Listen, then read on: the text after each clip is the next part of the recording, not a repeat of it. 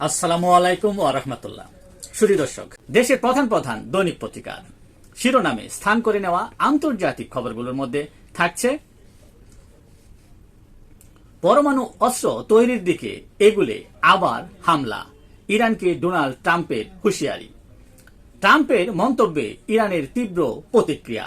Tehran বলছে আলোচনার জন্য যুক্তরাষ্ট্রকে অবশ্যই ইরানিদের সম্মান জানাতে হবে।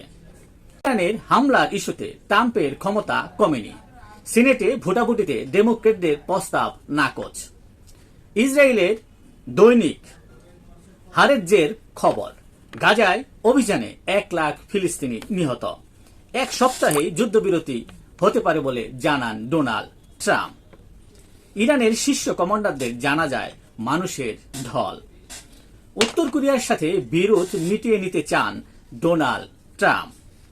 ইউক্রেনের সঙ্গে আরও আলোচনার জন্য প্রস্তুত রাশিয়া বলে জানান ভ্লাদিমির পুতিন। ইউক্রেনের বিমান ঘাঁটিতে রাশিয়ার হাইপারসনিক ক্ষেপণাস্ত্র হামলা। গাজায় যুক্তরাষ্ট্রের সহায়তা কার্যক্রম অনিরাপদ বললেন জাতিসংঘ মহাসচিব অ্যান্টোনিও গুতেরেস।